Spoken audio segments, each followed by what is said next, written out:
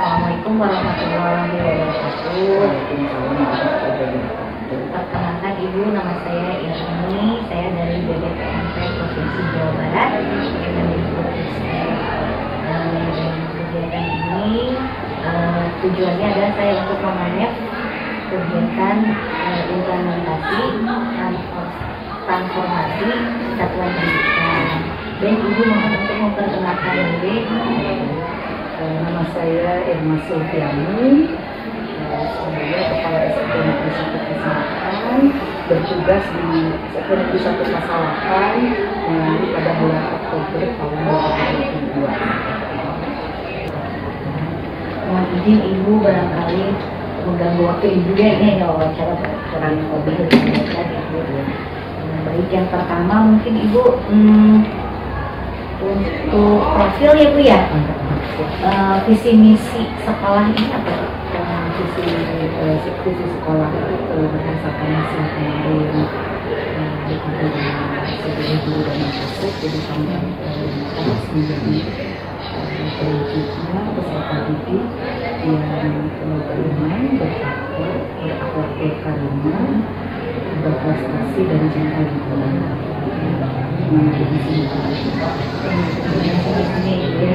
Kemudian Ibu untuk jumlah guru berapa Bu? Jumlah guru ada 4. Kalau untuk tenaga kependidikannya pendidikan 11. Ada jumlah guru penggerak nggak? Ada yang angkatan 7 orang, misalnya yang sedang mengikuti angkatan 11 1 orang. Kalau jumlah murid yang terdaftar di sekolah seluruhnya itu 967. Iya, ada kelas 9 itu 11 rombel, kelas 7 dan 8 itu 10 rombel. Untuk kelas 9, kelas 7 itu 319, untuk kelas 8 313, kelas 9 karena ada 11 rombel ada 335, totalnya 967. Kalau untuk mata pencaharian orang tua murid di sini apa? Kemarin itu sudah kita lihat dari Dapodik itu rata-rata itu ada di petani yang paling banyak itu pemburu. Oh iya. Buruh itu apakah bangunan atau yang lepas, apabila cenderung ke bawah. Yang paling banyak itu buruh atau yang TNI Polri sekitar 1 atau 2% saja. Sekitar 33% itu buruh dari sini. Kemudian Ibu terkait sekolah yang berkualitas dan bagaimana proses berjalannya sekolah agar bisa mencapai sekolah yang berkualitas tersebut. Kalau menurut saya sekolah yang berkualitas itu sekolah yang bisa memberikan pelayanan maksimal kepada peserta didik, jadi sesuai dengan kebutuhannya. Kami sudah berusaha seoptimal mungkin dengan menekankan pada 3 hal. Tentunya untuk menjadi berkualitas itu harus ada pendidik yang profesional, lalu juga mendidik ditunjang oleh kurikulum yang terutama tingkat sekolah yang kuat juga, dan ditunjang oleh sarana dan prasarana pendukung untuk pelayanan kepada peserta didik tersebut. Adapun implementasinya di sekolah untuk pendidik, karena kita sudah punya akan belajar alat lebih, jadi kami punya setiap guru untuk mengikuti pelatihan secara mandiri. Lalu kami juga punya komunitas belajar yang sudah terdaftar di PNM, dan ada juga komunitas belajar untuk bentuk mata pelajaran yang terjadwal untuk berkumpulnya itu setiap 2 minggu sekali. Untuk kurikulum kami tentunya membuat KSP yang sudah disepakati bersama juga bersama komite dan orang tua, sehingga diharapkan kurikulum itu bisa menjadi acuan ketika kami melaksanakan seluruh proses kegiatan pendidikan dari sekolah. Pengembangan sarana secara bertahap sesuai dengan kemampuan kami, perbaikan ringan, mungkin karena kami harus merujuk pada juknis bos dengan AKS tersebut. Lalu juga berdasarkan rapor penelitian, kami mengadakan berbagai hal untuk peningkatan literasi minimasi, kebinekaan, dan lain-lainnya, dan juga untuk kegiatan PKK. Mungkin kemudian Ibu pernah mendengar istilah sekolah yang dicita-citakan atau sekolah yang dicita-citakan sebenarnya sih karena saya juga ikut pelatihan nanti dan PMM juga harus mengisi kinerja, jadi secara tidak langsung muncul gitu ya di dashboard itu rekomendasi untuk Anda gitu. Saya sudah coba membaca secara sekilas gitu ya tentang sekolah yang dicita-citakan ini, namun tidak begitu dalam gitu, baru membaca-baca secara garis besar saja, dan ketika saya dalami pun mungkin sebenarnya kita sedang berproses ke situ gitu. Jadi sekilas ya Ibu sudah menggambarkan tentang sekolah yang diidamkan atau yang berkualitas. Kemudian Ibu untuk siklus peningkatan layanan sekolah PBD berarti ya Bu ya, identifikasi, refleksi, dan benahi perencanaan, benahi implementasi sudah dilaksanakan belum? Insya Allah sudah berjalan, ya setiap apapun kita selalu mengikuti empat alur alat bantu tersebut, begitu ya. Kami untuk pengamalan, kami identifikasi berdasarkan rapor pendidikan, kami mendorong mensosialisasikan kepada guru-guru, mengidentifikasi apa yang diperlukan, lalu bersama-sama merefleksi. Selanjutnya kami juga di dalam komunikasi kami juga melaksanakan penahanan yang pertama identifikasi, yang refleksi, yang ketiga implementasi ya sebelum ke implementasi perencanaan, baik itu perencanaan pembelajaran pada guru-guru ataupun perencanaan peningkatan sarana dan prasarana.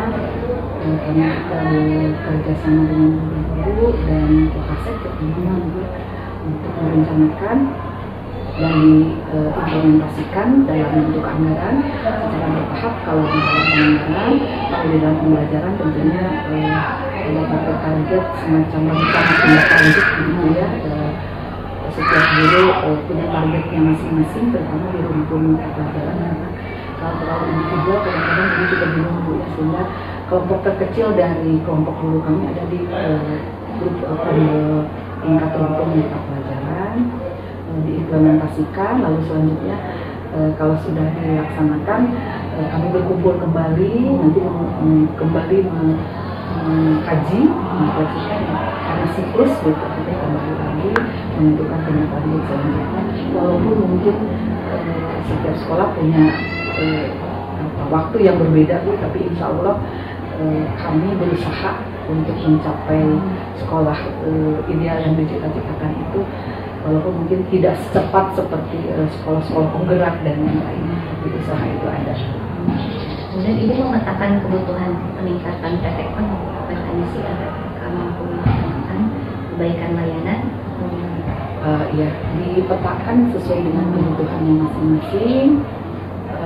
Lalu juga untuk tenaga kependidikan juga biasanya kan suka ada mengikuti bintek-bintek untuk peningkatan yang tenaga kependidikan, bintek-bintek khusus untuk kependidikan seperti bendahara atau pegawai. Kami selalu mengikuti kegiatan tersebut. Kalau untuk guru itu biasanya target utamanya untuk peningkatan profesionalisme PMM tidak hanya ada kombal berarti ya Bu? Ada. Mereka memiliki target tidak hanya mengejar sertifikat begitu ya, tapi setelah mereka mengikuti video-video inspirasi di PMM, dikomunikasikan di kombal tingkat sekolah dan kombal tingkat rumpun. Jadi kalau nggak salah kan Ibu merekap program ya, ada rencana kegiatan tahunan dan rencana KKS itu dilakukan setiap per semester apa? Kalau RKS kan di awal tuh per tahun, hanya nanti ada proses awalnya dalam perjalanan setelah diimplementasikan ternyata ada yang tidak tersalurkan sesuai, maka ada pergeseran sesuai dengan program pemerintah. Biasanya di akhir ada perubahan.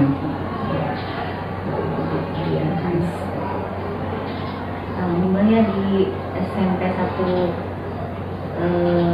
Pasawahan itu siklus peningkatan layanan sekolah, identifikasi refleksi, benahi perencanaan dan benahi implementasi kayaknya sudah oke berjalan Bu, hanya mungkin belum terlalu sempurna ya, belum masih butuh banyak perbaikan ya. Insya Allah hanya itu yang dicita-citakannya. Kami belum punya target berapa lama gitu, karena kami mungkin baru mempelajari. Kalau tadi PMM, kalau pendalaman alat bantu peningkatan layanan sekolah dari mana Bu biasanya sumber informasinya?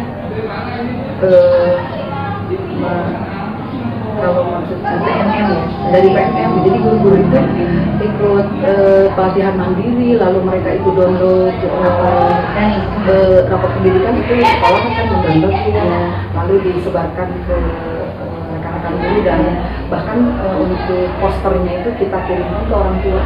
Ada poster itu sehingga orang tua tahu kondisi rapor pendidikan kita, mereka memahami, melalui kelas selalu mensosialisasikan.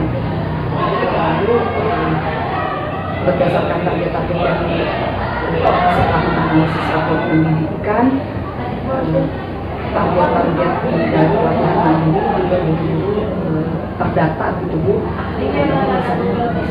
Kemudian juga dibantu oleh pengawas pembina untuk mendata yang sudah selesai menyelesaikan pelatihan mandiri bagian apa.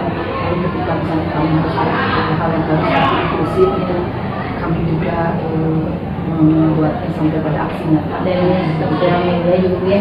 Iya, betul, dari sosial media itu sangat banyak. Demikian wawancara saya dengan Ibu Kepala Sekolah SMP 1 Pasawahan.